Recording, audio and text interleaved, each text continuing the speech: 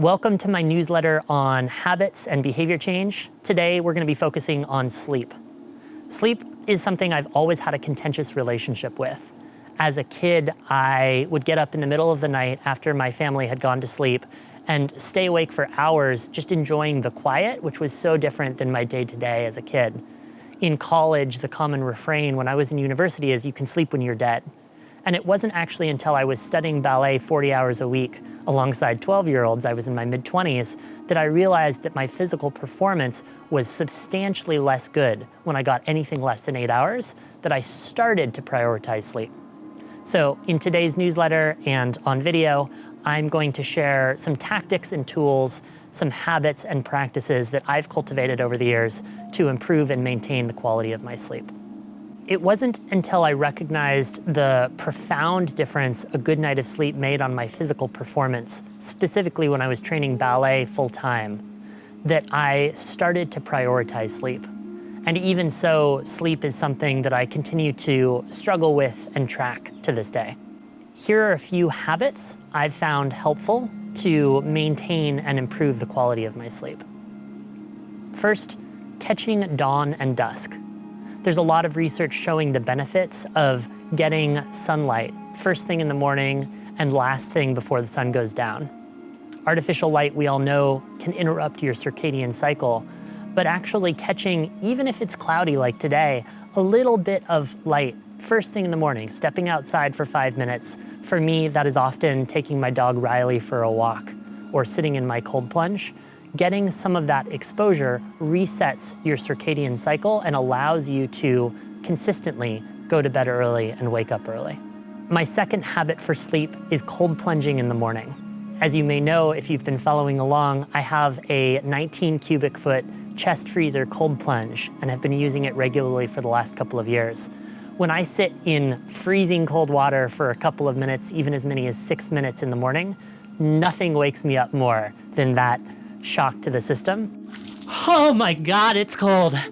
And I feel great for hours afterwards.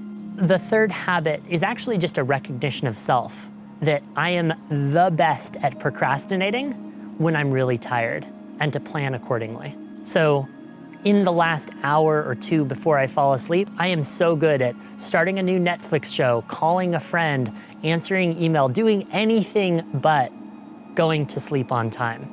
And knowing this about myself, I have started to structure my evenings so that I start winding down early. I have a routine and a series of habits, stacked habits that I follow. And I don't get distracted as much because I know what I need to do, and step by step, and then get into bed and fall asleep. There's a quote in my family, just go to bed early, you'll feel better in the morning. And I think of that quote very often. Nighttime between maybe 8 and 11 p.m. is when I struggle the most, whether that's struggling with money, dealing with a difficult client, trying to solve a problem at work or something in my personal life. And I have learned and reference that quote regularly, that that is not the time to try to tackle a difficult problem. But instead, if I literally go to bed early and wake up in the morning, I'll be better at solving it then. Another rule for me for sleep is don't watch television at bedtime. I've noticed actually that it doesn't matter what kind of television, if that's drama, if that's suspense, if that's comedy that I watch, engaging with a screen and specifically with media on a screen at or around bedtime doesn't interfere with what time I fall asleep, but it does interfere with the quality of my sleep throughout the night. Another habit for sleep that I've discovered relatively recently is that tracking helps. The simplest way to track that I've found is literally in the morning writing down what time I fell asleep and what time I got up in the morning. I've also really enjoyed the Aura ring, which is just a ring you put on at nighttime that gives you a bunch of data. Again, the most important data for me that I've discovered is falling asleep time and waking up time. I've tried a lot of sleep supplements and will reference a few that I've particularly enjoyed and continue to use to this day.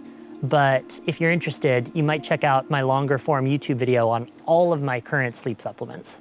I like L-theanine, which is an extract from green tea, and in my experience, soothes the nervous system. I take apigenin every night, which is an extract from chamomile tea. and is in the same way that chamomile tea has the reputation of just like a quieting. That is my experience of taking apigenin. I take magnesium. With as much as I am physically active, I've found that I benefit from taking magnesium, but taking magnesium at bedtime, I find, is just another supplement that in combination helps me sleep well throughout the course of the night. I supplement with both krill oil and omega-3s. Specifically, I like Nordic Natural Pro Omega and krill from the Kirkland brand. I want to speak to melatonin for a minute because this is a place that most of us start with sleep supplements.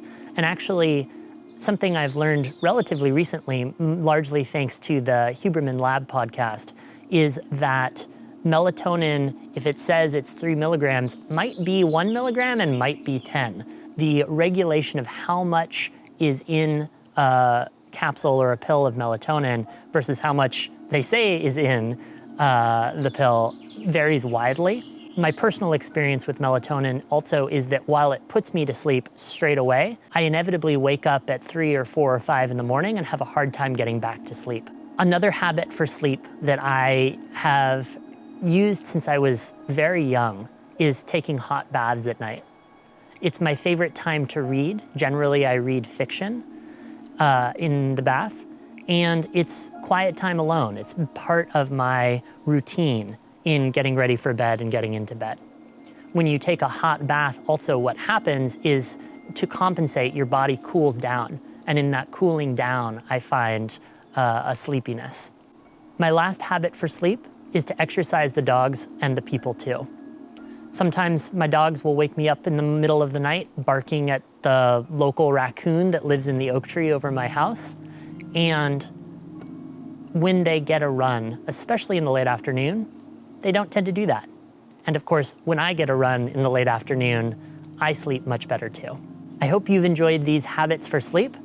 Follow along and join the newsletter at robinpzander.com.